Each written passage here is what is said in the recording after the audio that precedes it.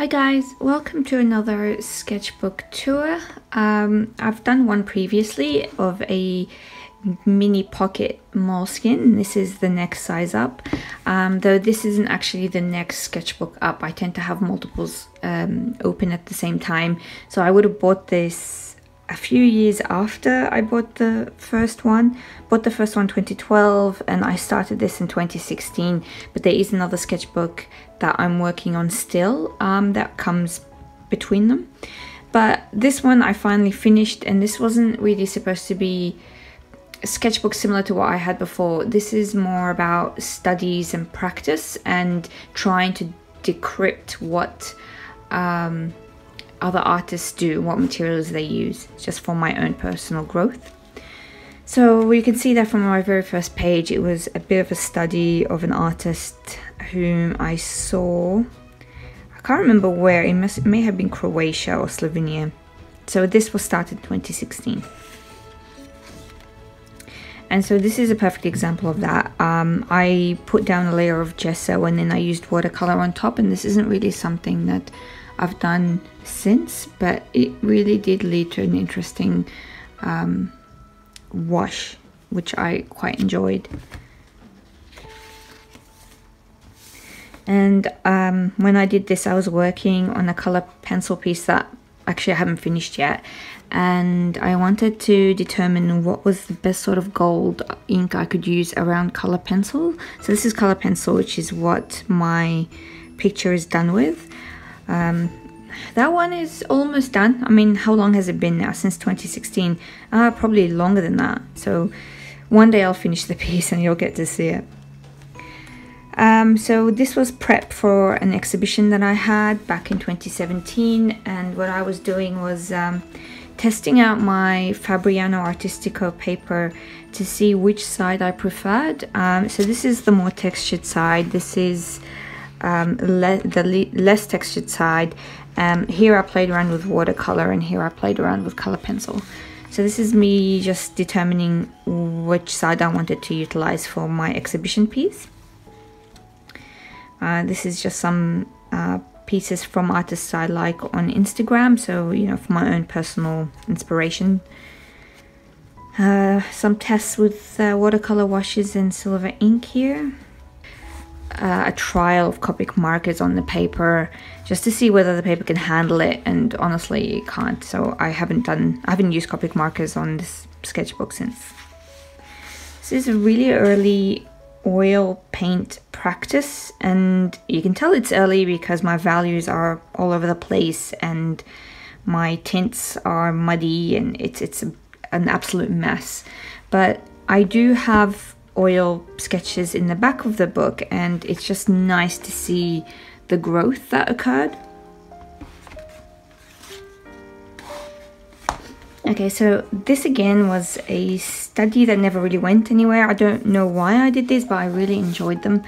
I do like the contrast between the gold ink and then the toned down graphite, and then I think this is just some acrylic.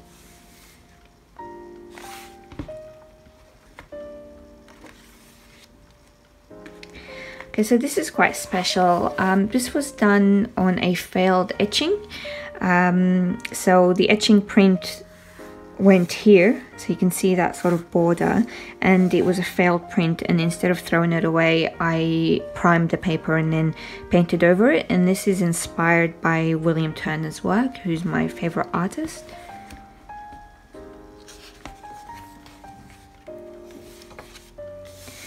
This is quite interesting. I remember basically just putting down layers of acrylic paint and then dripping water down on the still wet paint to see what happens, and so it led to these really interesting textures, but the paper is just not thick enough to handle it, so the paper is damaged, but I think it sort of lends a bit to the piece overall.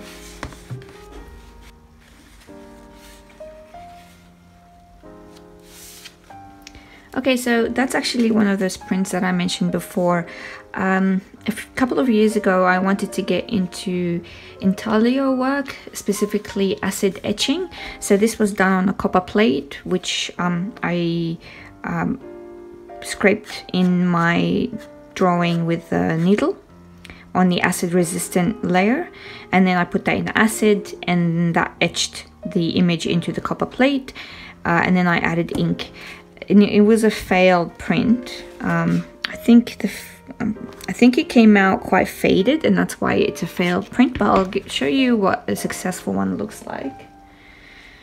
So this is a successful print from that same plate.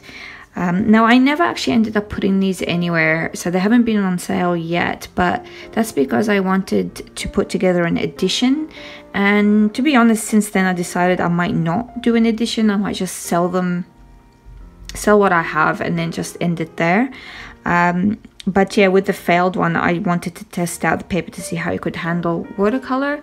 And so you can see that's an American Robin there, and honestly the paper can't handle too many washes, so it's just a single wash of each color, more or less. Okay, so this here is actually me finally using value sketches, which I still don't really do, and I really should do. So the value sketch will just tell me where my darkest darks are and lightest lights, and then the painting will correspond to that. And if I did this more often, I think I'd have more successful paintings, but I'm usually lazy. Okay, so this is a landscape with acrylic, which I didn't really enjoy. You can tell it's acrylic, it's really hard to blend. And this was another Turner study. He did his in oil, and I wanted to replicate the colors with watercolor. But the sketchbook is just not really made for washes, which is why the paper is a bit damaged. This was me trialing out a new product, which was a clear gesso. So the idea was to sketch out the picture, put in some clear gesso so I can still see the sketch, and then paint with oil on top. And I really didn't like it because I ended up with this plasticky texture to the gesso that the paint didn't really stick to well enough, and I stopped the painting like long before it was actually finished. So these are two different paintings there. And I don't know, it may have been the brand of gesso that I tried. I may have to try something higher quality just to see how that goes. Yeah. So this was another copper plate that I was testing, and here I was actually testing the various printing paper that I had.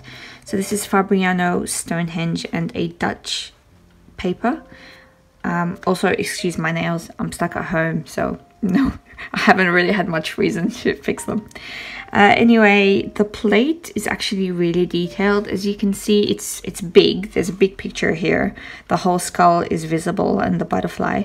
But I have yet to pull proper prints from that yet, and I would like to, but I think it will be hard for me to get prints that I'm really happy with because of the sheer amount of detail. And this is just a watercolor wash landscape. This is me trying to loosen my style a bit. And these were done with those, I don't know if you've seen them, these cards from Daniel Smith. The different artists create their own samples of their favorite colors.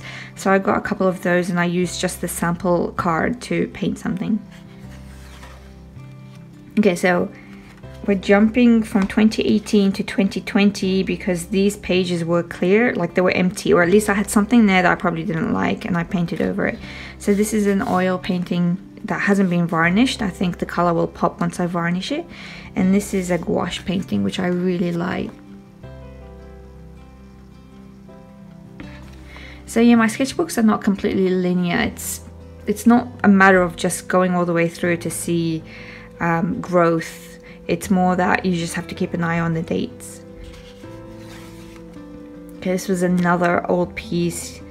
Yeah, what was I trying to do here? I think I was trying to maintain a translucent, transparent layer of gold in the back and then add some opaque layers on top, but I may have added a bit of white because this isn't transparent enough.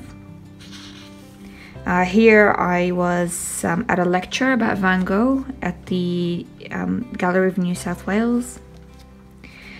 This is an oil painting from 2019. I don't know if you can tell, but there are a lot of layers here. I would have gone over this multiple times. And this was a failed piece that I did on drafting paper. So the idea of drafting paper is that you can paint on one side and then add detail on the other side and then put the whole thing on like a colored paper. And depending on the color of the background, it really changes the piece. Why this failed is because of the bird's eye. It just doesn't match. I think it's too human-like. It's too cartoony. So because of that, the whole piece failed for me. Some more loose pieces. I think I wanted to try and create some mixed media pieces, some more value studies, and this was a successful mixed media piece. So here I used washes, some acrylics and soft pastels, which is why I've had to put this paper on top, because this is really flaky. This is a sketch from a photo I took in Venice. I think it was the fountain. Some architecture piece, which I'm really bad at. This is a gouache piece I did in 2019 that I'm really happy with. So the photo was taken in New Zealand from my 2014 trip to New Zealand, I'd like to say. So the day was overcast and it was just a beautiful photo. This is another gouache practice piece, which I liked. And here we get to some oil studies. I really love this piece, how it came out. So unlike some of my other pieces, I took a lot of effort to blend the background, and then there's a bit more texture in the foreground.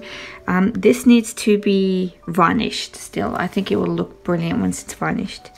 And these are some other studies from 2019. So you can see that there's a bit more texture here. It's a lot more sort of loose, these two, compared to this. But I do like the contrast between the pieces. And this clear paper is just to stop them sticking together. You can sort of see the damage here from where they've sort of stuck together. This is from this year, I think, where I was just doing... It's supposed to be a bird. It didn't really come out. It was lots of glazing, but it definitely didn't work out. I think I started the glaze too early. I think I needed a lot more detail done fast before I could come in with the glazing. This is a gouache piece inspired by Monet. This is an oil piece of a borzoi. Again, who's surprised? I love painting them.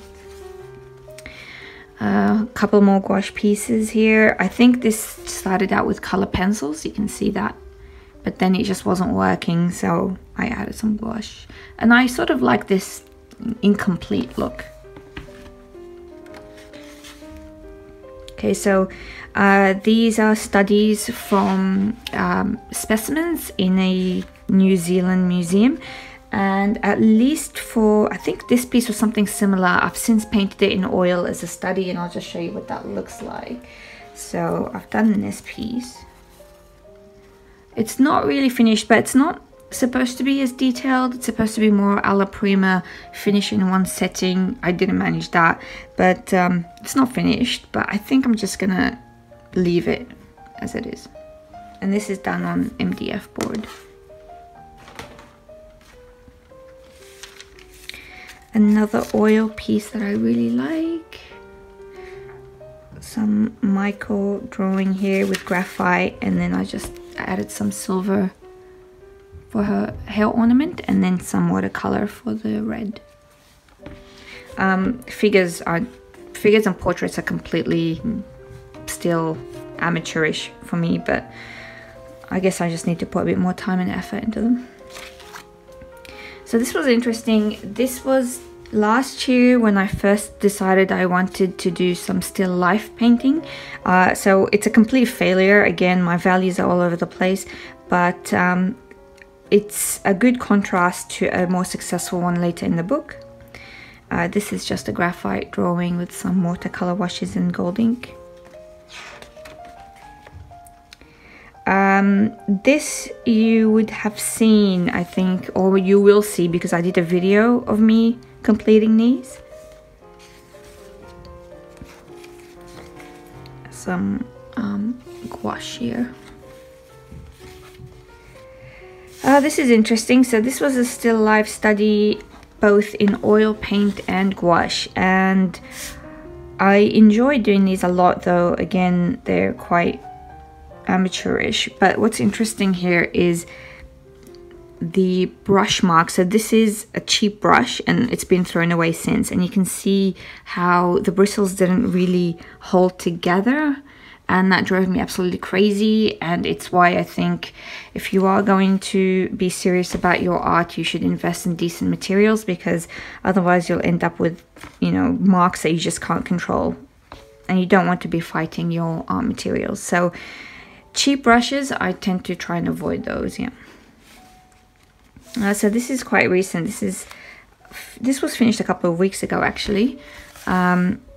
I think everyone's familiar with the Art Nouveau and Mucha sort of design, and I only really wanted to color the leaves. So this was done with water-soluble brown ink and a nib pen. Okay, so this is what I would consider a more successful still life. It's not finished, but I don't know if I will finish it. What's interesting is that this was a study which I then repeated in gouache, and I'll show you what it looks like. And this is actually up for sale, so I'll probably link down to where it's found. It's on my Blue Thumb account. So this is in gouache, but this was the oil version. I was supposed to do some work there, but I think I closed the book before this was dry. This is the result. And this was another practice piece, actually in gouache. And again, I replicated this for another complete piece here in gouache, which is also for sale. So I think I was so happy with the way they came out that I wanted to redo them. And compared to previous pieces, so especially with the oil piece, I mean, think about this. There was a few months worth of time between this piece and this piece. This was actually a failed piece. I didn't get the values right, so the cotton sort of fades in the background. This was gouache, but I ended up just leaving it as it is. It's just not enough contrast. So I think my decision to choose this as a reference was incorrect. Some gouache. Another failed piece recently, I wanted to try and work on patterns and design, and there's lots of reasons why this failed. Predominantly I was too lazy and I used gouache that was already dry instead of straight from the pan, which is why I couldn't get the thick color that I needed. So for me, the lesson is to potentially use acrylic gouache instead of traditional gouache for this, or be more patient and use gouache straight from the tube. So this is actually my most recent spread. I don't know how many of you are familiar with William Turner, but he did a lot of sketches on blue toned paper. Some of his favorite pieces are sketches on blue toned paper. And I loved it. I saw a lot of his work when I was in London. So this was a copy of one of his sketches. It didn't really work out because my paper isn't the same value as his.